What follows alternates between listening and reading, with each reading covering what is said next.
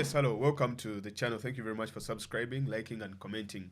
So now we all know the news and what is going around on social media. Museveni made his first ever trip outside Uganda in like 1.5 years. He had never left Uganda. Just as quickly as he left as well. Like he departed as quickly as he could, just to avoid a Dumbia-like situation happening in Uganda. So he jetted back into the country. So he had gone to Dubai to attend the so-called Dubai Expo. Now, the Dubai Expo is an expo where countries from different parts of the world come and exhibit, the best of the best in terms of innovation, in terms of climate change, in terms of art. So many things that you can take to the expo as a country and show it to the world with an aim of attracting, number one, investment, with an aim of attracting tourists, and also doing some sort of humanitarian work and showcasing, different things that people are doing in terms of climate change and all these other things, as well as technology and how different countries have advanced. Now, this expo, I think the next one is going to take place in Japan, something of that sort. And this one had over 192 countries all over the world that actually partook in this particular event. So it meant that it was a very big stage for Uganda. It was a very big stage for any country that was going to actually participate in this particular event. But it also meant that there was a lot of competition, that the competition was really, really, really high. 192 countries competing with countries like China. You're competing with all these first world countries. So for a third world country to stand out, it's really, really, really, really a long shot, especially for African countries that are literally used to begging these first world countries, that are literally used to, asking for loans and all these kind of things, help us here and there in one way or the other. So that having put it out of the way, we now saw what Uganda was able to exhibit. I know people have been drawing comparisons with Rwanda and other countries, blah, blah, blah, blah. But for me, I will show you why this entire thing from the start was wrong. First of all, Uganda invested 3 billion Ugandan shillings. They got 3 billion Ugandan shillings and threw it into the expo in order to buy a pavilion or to buy space in order to show what Uganda has. So, as you can see from the pictures, a few pull-up banners that were made from NASA Road and just a small carton of milk, as you can see there, as well as a lesu, something called a wrap. That's all we showed at the expo. But as other countries were showing rockets, others were showing robots, others were showing, technology and all this kind of stuff. Uganda, the best we had is Lato Milk. Now, Lato Milk, for those of you who don't know, it is actually even a Kenyan company. I think Lato Milk is literally a Kenyan company. They only just have some sort of business arrangement where they subsidize to a Ugandan company to use their name and something of that sort. But Lato Milk, you couldn't even say that, okay, this is one of the Ugandan things that you could show Sheikh Maktoum to come and invest in Uganda, which is really funny.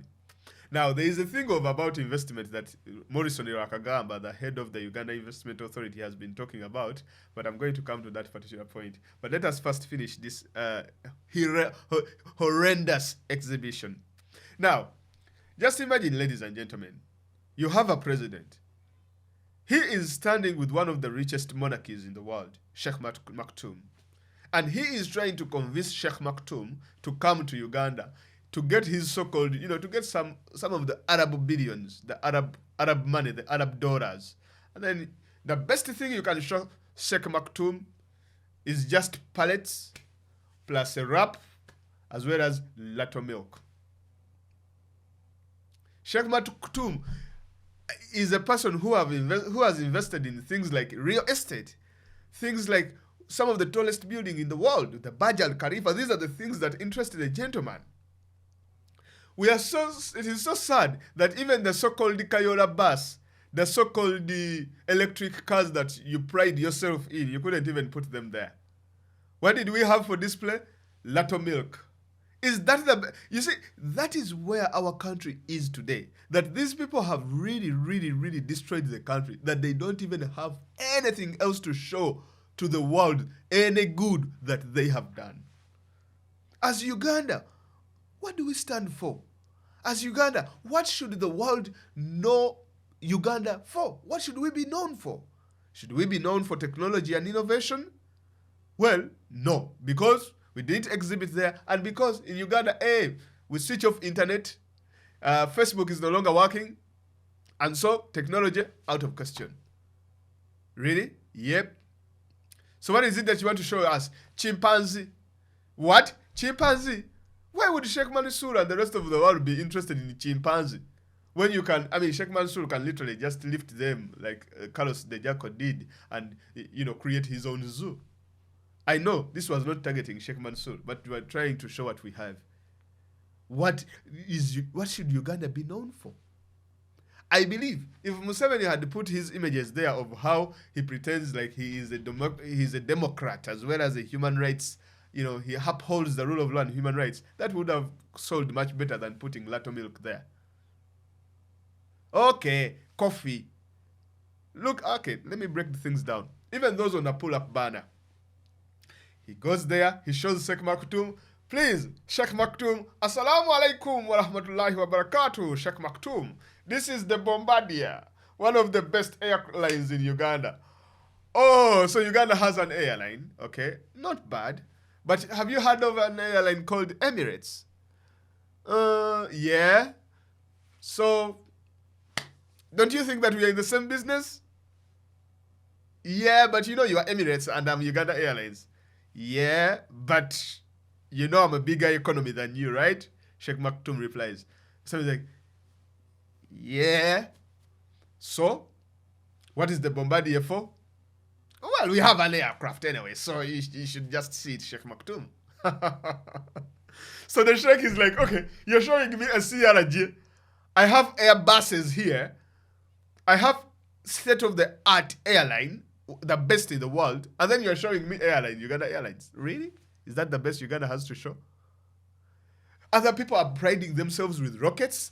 Others are having, robots that are talking like humans, AI, technology, data, and all this kind of stuff. And for you in the year 2021, you are still priding yourself in a Sierra J900 that you just bought? A toy Uganda Airlines? Come on, guys, we can do better. Now, you should also understand that Uganda Airlines, and I'm not trying to rubbish my country, because I know if we have the right people in Uganda, if we will have the right people in the offices, if you have the right presidents, if you have the right people who are supposed to be running the country, we can do much better than all this. Because look here, Uganda Airlines recently, it had fuel problems in Tanzania, where the person who is the company supposed to be delivering fuel had not been paid. Had not been paid.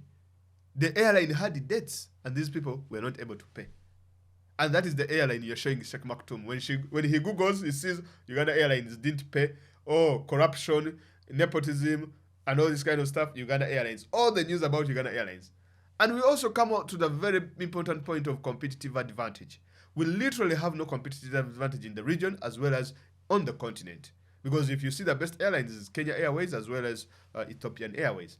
So they move, walk. And Museveni tells Sheikh Maktoum, you're going to love this. Oh, really? Yeah, this is my best. So Museveni comes and shows oil and gas. Oil and gas. Sheikh Maktoum is like, wait, oil and gas? Which year are you in? He's like, Museveni, this we did in 1970.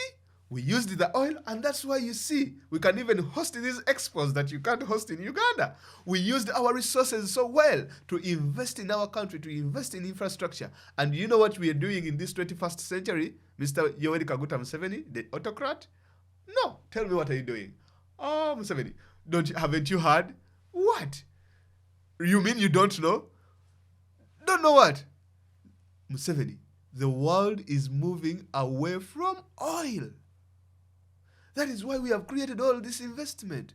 That is why we bid in such expos so that people can know about Dubai.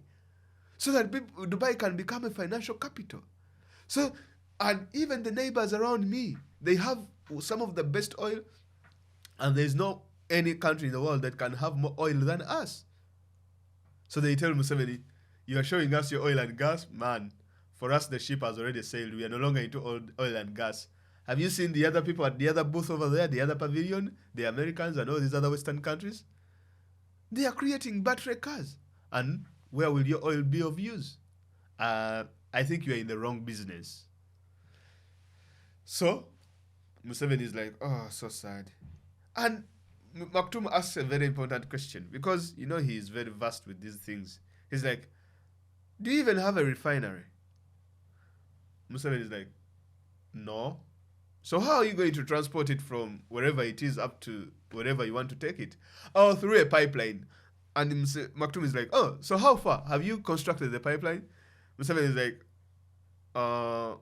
actually, the pipeline, you know, there's this issue of climate change, blah, blah, blah. So everyone who was going to give us money from the pipeline, they have all pulled out. Sek Maktoum looks and is like, why did you even come here? Just to show a few pallets and boxes of milk? The chimpanzees, we all know very well that Uganda no longer gives the chimpanzee food. The gorillas, we no longer give the gorillas food. Kagame has been giving them food, and now the gorillas have left Uganda. They are in Rwanda because that's where they get food. In Uganda, we have failed to give the gorillas food. And above all this, it is the issue of our politics. It's not really good for business. Anyway, putting all that aside, what is the right method of marketing Uganda? What is the right thing to do? Because I don't want to just come here and do all this kind of stuff and then not give a way forward. Now, first and foremost, people should understand that going to this so-called Dubai Expo was a wastage of time. You don't need it. It is a waste of time. There, I can count on my fingertips for the times that Museveni has traveled and these so-called the investment PR campaigns that he does. It is very rare for investors to come from Europe, West, as well as America, with such interactions and for them to come and invest in Uganda. The evidence is, how many American companies or Western companies do you have in Uganda? Well, what we know is we have more Indian as well as more Chinese. And I think that's where these people should be pitching more. Isn't it? Put that aside. The best people to market, the best people to sell Uganda out there, it is us. We living in the diaspora. And do you know the plan that these people have for the people living in the diaspora? Number one, we are going to take away your citizenship. Number two, you are supposed to pay money whenever you come at Entebbe Airport, and we are going to arrest anyone who critiques the government.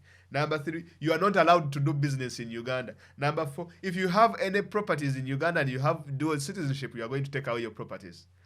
Well, thank you very much, and good luck getting any Ugandan to market your so-called investments or your so-called businesses that Uganda should come and invest in. No one is going to come. And no Ugandan is going to sell his country positively. And the same applies to all African countries. Any African country that partook in this so-called expo and exhibited whatever they exhibited, you are marketing to the wrong market. Your right market, it is your people that are living in the diaspora. Because these people have made enough money that they can come back and develop their countries. You should put up incentives for them. Even if they critique you, they're the ones that are paying money and the taxes and all this kind of stuff. These are the right people. But for you, you look at them as enemies. When an African gets rich in Africa, the governments in Africa, they want to get rid of them if they say anything political. And then you see them coming in the West looking for these so-called investors who are white to invest in their countries. The irony of that, it just beats my mind. I just can't understand this entire thing.